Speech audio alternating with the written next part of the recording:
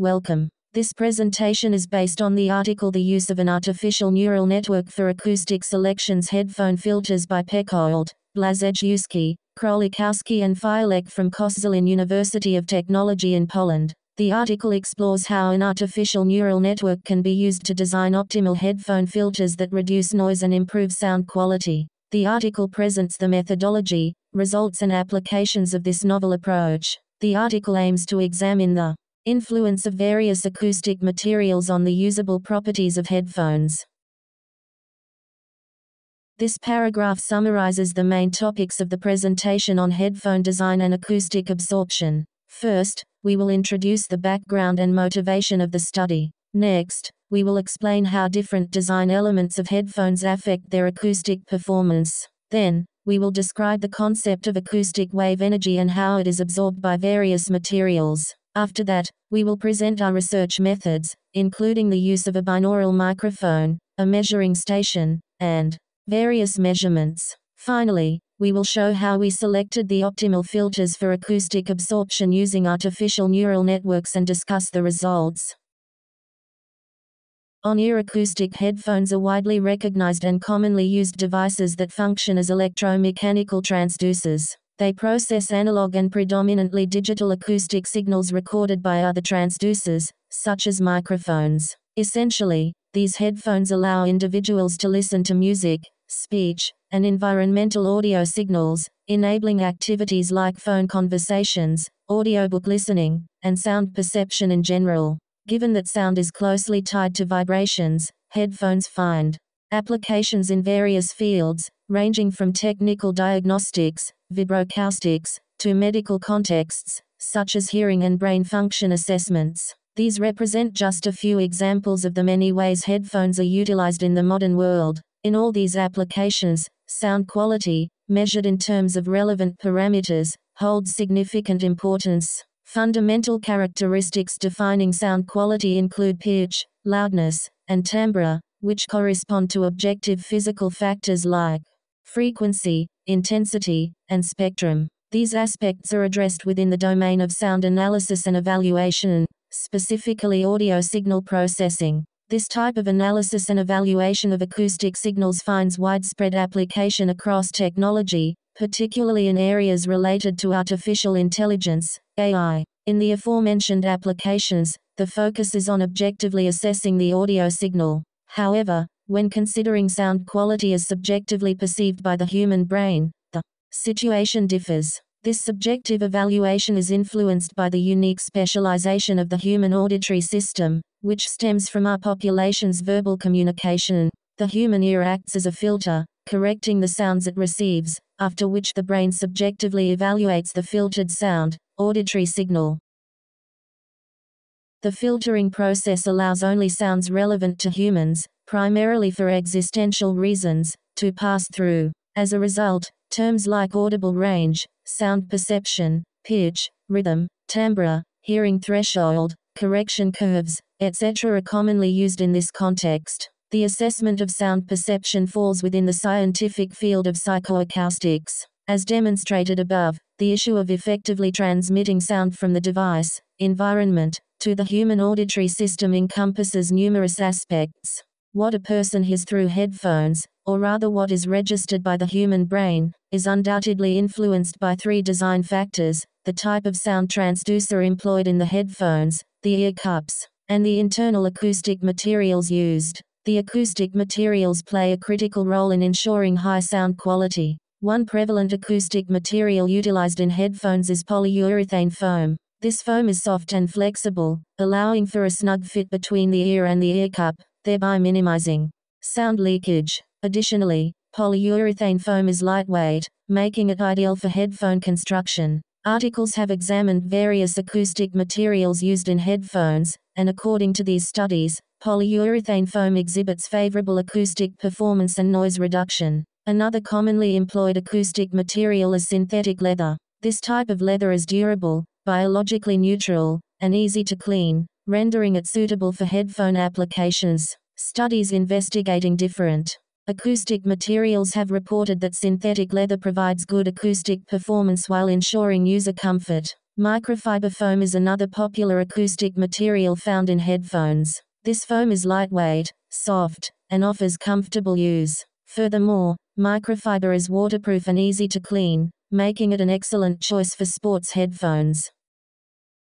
Comparisons of acoustic materials used in similar applications have been conducted in many articles, revealing that microfiber foam provides good acoustic performance and, like the previously mentioned materials, offers comfortable use. Multiple acoustic materials, including polyurethane foam, synthetic leather, and microfiber foam, are employed in headphones, each with its unique properties that impact sound quality and user comfort. To summarize, the sound quality of headphones is influenced by various factors, including the materials used, headphone design, sound driver size, impedance, and signal reproduction quality. The bandwidth, or frequency response, of headphones determines the range of frequencies they can accurately reproduce. A wider and more flat bandwidth indicates the headphone's ability to reproduce low and high frequencies with equal power, resulting in improved sound quality.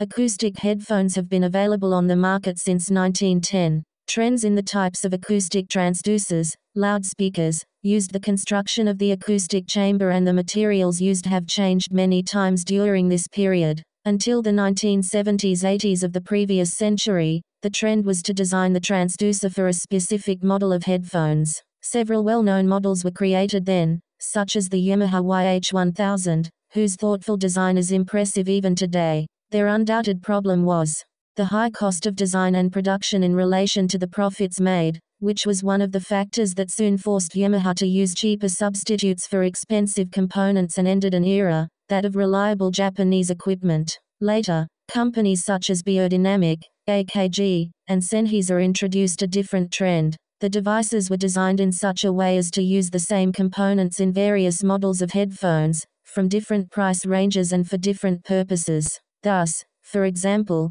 the same transducer and framework are used in Biodynamic's closed DT770, semi-open DT880, and open DT990 models, see Figure 1, and only the acoustic chamber and the material used on the transducer cover acting as the acoustic filter is changed. These models have been on the market since 1985, and although they have obviously evolved since their launch, the issue of using the same transducer and design for them has remained the same. The listed models are intended for studio use, that is, they must reproduce sound as faithfully as possible. The latter is difficult with the application of the same transducer in three different types of design due to the different acoustic conditions of the chamber: closed, no openings in the acoustic chamber. This translates into higher isolation of ambient sounds and a poor rendering of the impression of space. The reflected sound waves return to the user's ear, so there are phenomena that need to be taken into account during design. Open, the acoustic chamber, is a perforated bowl, so there is no total reflection, a practical lack of isolation from the surroundings, but a good rendering of the impression of space. Semi-open, which combines the advantages and disadvantages of the previous two. This was achieved using a different material to act as an acoustic filter. In the DT770 headphones model, the cover is made of cellulose, and only a 3 mm thick layer of highly porous foam has been placed over it. In the case of the DT880 model, an even thicker layer of felt, a much more expensive material, was additionally used on about half of the cover surface. Thus, it can be hypothesized that using acoustic filters is crucial when optimizing the production costs of many headphone models. This is one of many things a designer has to do. This can include attaching, for example, felt or cellulose, to the bass reflex, opening or closing it with foam, using ear cups made of different materials, and changing the material filling the acoustic chamber. In addition to the distinction mentioned in the introduction concerning the construction of the acoustic chamber, we also distinguish between headphones according to the acoustic transducer, that is, the acoustic wave generator used in them. Today, dynamic transducers are undoubtedly leading the way, mainly due to low production costs, a simple manufacturing process, and easy damping.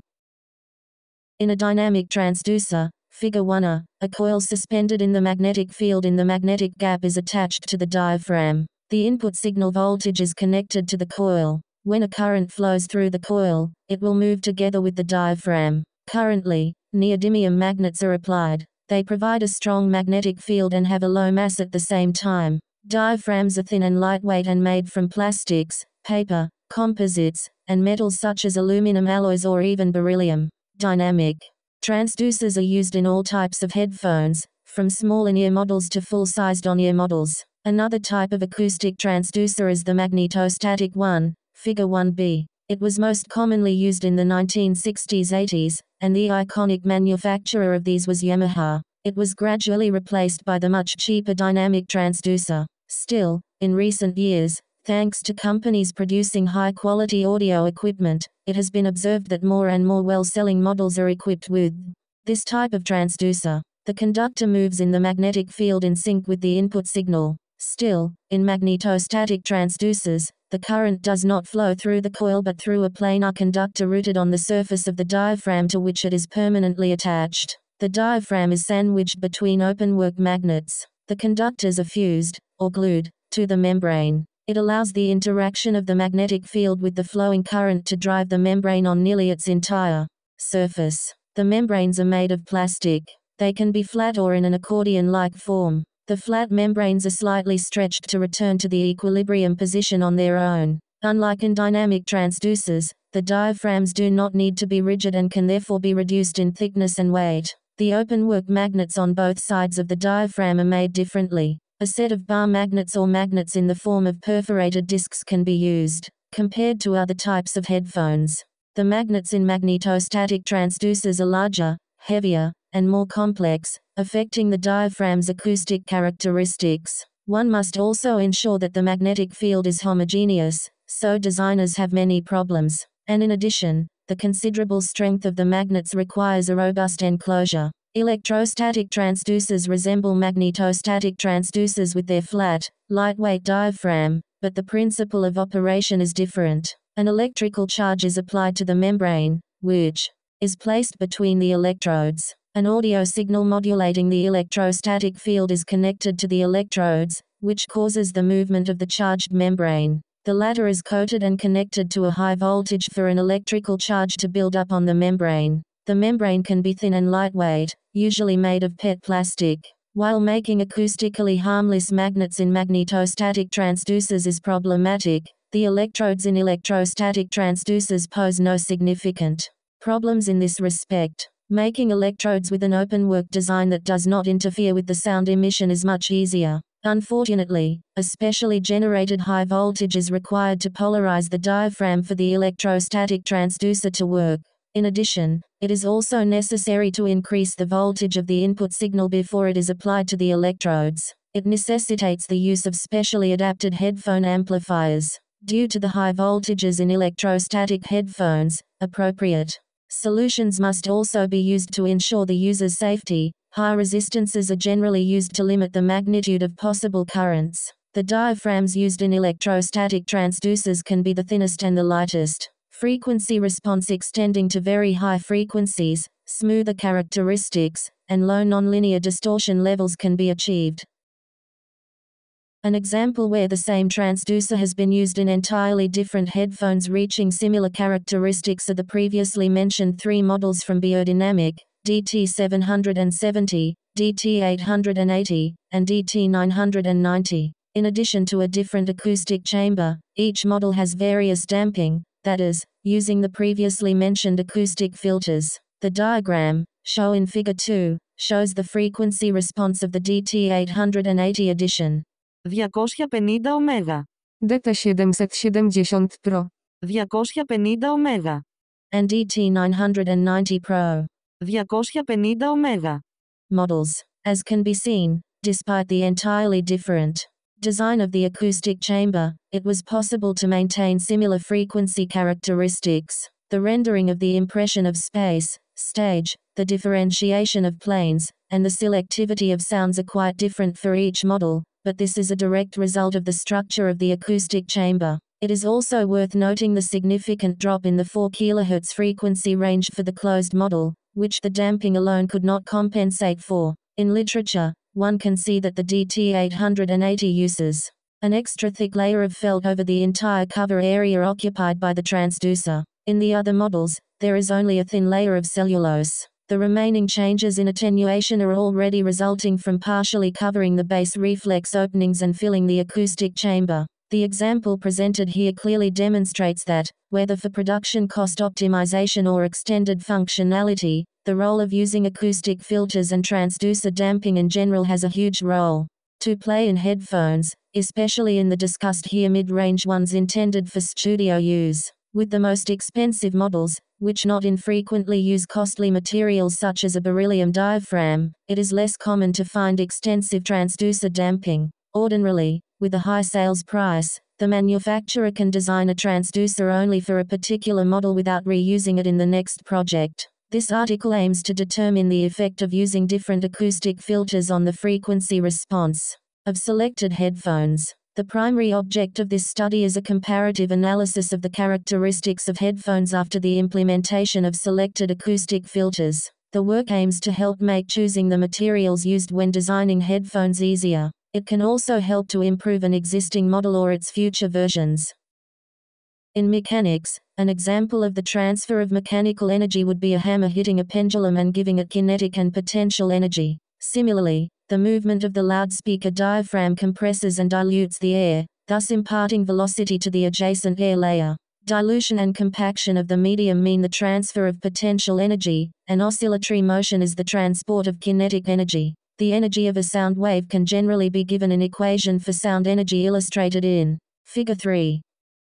Also, similarly to mechanics, this energy can be dissipated. The absorption of an acoustic wave in a medium is the change of the acoustic energy, which is associated with the speed of motion of the so-called acoustic particle, into the energy of chaotic motion of molecules, or simply thermal energy. An acoustic particle is a moving area, volume, of a medium of a specific density whose motion is caused by the movement of the transducer diaphragm. 1. Below Figure 4, see a diagram explaining the dissipation of sound energy. It should be mentioned that there are several models of sound propagation. To explain the phenomenon, two approaches are used here: a wave model, sound as a wave, and a model based on the movement of separated areas of the medium, the aforementioned acoustic particles. The sequential movement of acoustic particles in space is often called acoustic rays. Here in Figure 4, the sound ray S passes through two media. Acoustic particles AC are reflected, and acoustic particles EJ are dissipated. A sound ray impinging on an acoustic material placed on the cover is absorbed in the materials and reflected by three different surfaces. At the material boundary, the refraction has different angles. It is sound absorption that acoustic filters use. Different results can be obtained depending on the materials used, structure, and shape. During the measurements, the binaural microphone was used. The main problem with using a binaural microphone is the drops and distortion within the low-frequency measurements. These are mainly due to the lack of adhesion of the headphone pads to the microphone due to the rigidity of the material from which the microphone body was made and the sloping surface around the auricle model. The microphone must therefore have a contact area with the headphones made of flexible material and a flat surface. These requirements are met by a mini DSP microphone, the ears model. The ears binaural microphone has microphone capsules in the aural canals. The measurement output and power supply are provided via USB. The acoustic filters were chosen to vary in material, density, and structure. The first two filters are made mainly of polyurethane, commonly used in acoustics. Depending on the structure and density of the material, different damping effects can be achieved with such foam. The first filter, NR1, is an AKG product, and the foam used in it is low density with a high degree of porosity. For the second filter, NR2, by Biodynamic, the foam is very dense with a low degree of porosity. The acoustic filters are shown in figures 5A and 5B, respectively. The next two filters were made of polyethylene foam. It is a much denser and less porous foam than polyurethane foam. The first filter, NR3, is a simple flat foam piece, and the second filter, NR4, has a corrugated structure, figures 5C and 5D. The third type of filter is made of viscose cellulose. In one case, NR5, the material is straight, continuous, and of uniform, medium density, figure 5E. In the second, NR6, the material is denser but porous, as shown in figure 5F. The last material, NR7, was thick, pressed felt, as shown in Figure 5 grams. The test rig consists of a computer with room equalizer wizard software installed, a Behringer Euphoria UMC22 studio interface connected to it, and a binaural microphone with headphones. Figure 6A below and Figure 6B show the layout of the test rig. Measurements were taken in a location as quiet as possible to limit external interference. A microphone calibration was carried out before the measurements. In the first stage, measurements were made without an acoustic filter, which provided a reference point for subsequent tests. Measurements were then taken with the acoustic filter positioned on the transducer cover. The source volume potentiometer was set so that the reading of the sound pressure level generated by the headphones without the use of an acoustic filter and recorded on the binaural microphone did not exceed 87 dB. The volume on the sound source was not changed in any of the subsequent measurements. Measurements were taken in the human audible frequency range of 20 Hz 20 kHz. Figure 7 below illustrates the acoustic background test measurement without headphones on. In the first stage, the frequency response of the biodynamic headphones was measured without applying an additional acoustic filter. These characteristics will serve as a reference point for subsequent tests. Measurements were then taken with the acoustic filters shown in the next slide. The summary characteristics are shown in Figure 8. For the NR2 filter, a lower sound pressure level can be seen in the bass range up to 200 Hz and the treble above 10 kHz. In the case of the NR2 filter, like in the previous measurement, there is a lower sound pressure level in the low frequency range and a much lower sound pressure level in the 7-8 kHz range. For filters NR3 and NR4, an increase in sound pressure level can be observed in the low frequency range up to 150 Hz and a significant decrease in the remaining range. The characteristics of both filters are very similar. With the NR5 and NR6 filters, there is an increase in sound pressure level below 40 Hz and decreases above, especially in the range above 5 kHz. For the NR7 filter, drops in sound pressure level are evident in the low frequency ranges up to 200 Hz and ranges above 1.5 kHz. In the next step, measurements of the frequency characteristics of the HiFi and Hi6 headphones were taken. First, a measurement without applying an additional acoustic filter was carried out. This characteristic will serve as a reference for subsequent tests. Then, measurements were taken with different acoustic filters. The summary characteristics are shown in Figure 9. For NR1 filter characteristics, a lower sound pressure level can be observed over almost the entire frequency range. The decline is similar for the whole range. In the measurement for the NR2 filter, a lower sound pressure level is also observed across the frequency range, but the highest drop occurs in the 10-15 kHz range. For the NR3 filter, there is a more significant drop in sound pressure level across the frequency range, the greatest in the 150, 400 Hz, 2 kHz, 4 kHz, and 10-15 kHz ranges. For the NR4 filter, a lower sound pressure level can be observed over the entire frequency range, with a smaller drop only in the 1-3 kHz range and the largest at around 15 kHz. For the NR5 filter, a significant drop, of 6-12 dB, in sound pressure level can be observed in the low frequency range, up to 300 Hz, and a much smaller drop in the remaining frequency range. In the NR6 filter test, a significant drop, of 4-10 dB, in sound pressure level can be observed in the frequency range of up to 15 kHz and a slight drop in the remaining frequency range. For the NR7 filter, a significant drop is evident throughout the range, but the largest one is in the 10-16 kHz range. On the basis of performed frequency characteristics, an artificial neural network was built, whose task is to choose the most suitable filters. The above-mentioned measurement results were used to teach the network. A network was built based on the pattern recognition algorithm problem with a neural network toolbox in the MATLAB environment, where 1. Input data net predictors, is the set of 12x14 size and target data net responses, is the 12x2 size set 12 features, SPL that is sound pressure level, dB, for selected frequencies of the frequency characteristics, were chosen in the teaching process. The network response is a filter classification in two classes that is appropriate or inappropriate filter to. Training function was chosen in the forms of scaled conjugate gradient backpropagation 3. To create a pattern recognition network, After searching the best hidden layers size, 15 were chosen finally for the input and output pre- and post-processing in the forms removing matrix rows with constant values and map matrix row minimum and maximum values to -1, were chosen respectively 5. The division of data for training, validation and testing were chosen in following amount: 70%, 15% and 15% respectively 6. The performance function was chosen as the cross-entropy function. This resulted in the following network structure, Figure 10a. Training performance process and its termination after reaching minimum gradient, Figure 10b. The following results, Figure 10c, were obtained after reaching minimum gradient teaching criterion.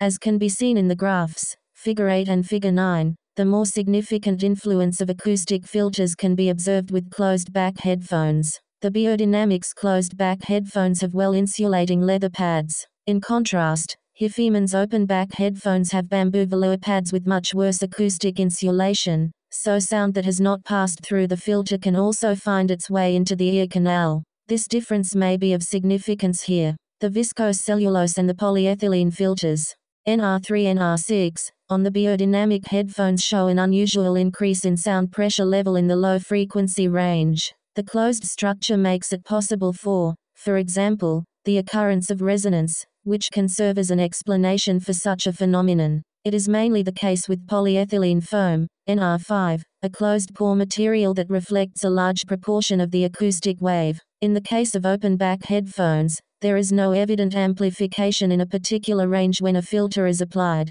The viscose cellulose, NR3, NR4, and the polyethylene, NR5, NR6, filters also reduce the high-frequency sound pressure level to the greatest extent, 6 kHz, in the closed-back model. For the open-back model, the decline is similar to that of other filters. A general tendency towards more significant decreases in sound pressure levels within the high frequencies can be observed in the closed-back model. The results of using each filter vary significantly, depending on the headphones, so one can conclude that the different acoustic conditions and parameters of the entirely different acoustic drivers are crucial here. A definite effect of the acoustic filters on the final characteristics of the headphones was observed. Depending on the model used, different in terms of drivers and construction acoustic conditions, the effect upon the characteristics varied. The changes the professional NR1 and NR2 polyurethane foam filters produce are smaller than those for other materials.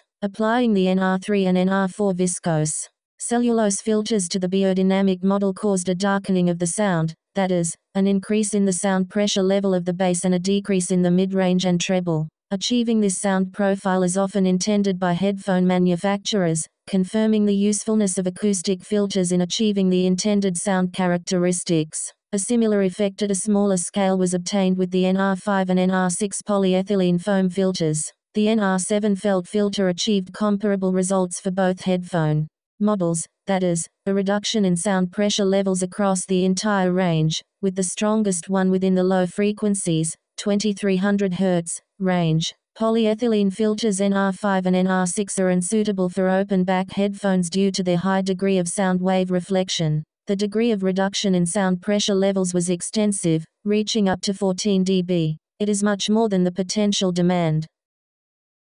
Given the increasing user interest in high-end audio products and the fierce competition among manufacturers, there is a need for cost optimization in production design while maintaining a high standard. In many cases, manufacturers employ the same components across multiple models. However, due to variations in designs and applications, it becomes necessary to incorporate different transducer damping and acoustic materials, striking a balance between achieving a sufficiently wide frequency response while maintaining uniform transmission power proves to be a challenging task. This article focuses on one aspect of this problem by examining the impact of specific acoustic materials on the frequency response, or bandwidth, of on-ear headphones. The tests conducted reveal a significant influence of acoustic filters on the final characteristics of the headphones. It becomes evident that finding a satisfactory solution is not straightforward, given the diverse acoustic conditions within the headphone chambers. It often requires numerous iterations to arrive at an optimal solution. To address this challenge, the utilization of neural networks for selecting the most suitable material for a given type of headphones is proposed. A neural network was developed and trained on a relatively small dataset, which yielded promising selection outcomes. The network was subsequently tested on other datasets comprising different headphone types and acoustic materials, and the results confirmed the efficacy of this approach for similar issues. Thank you for your attention.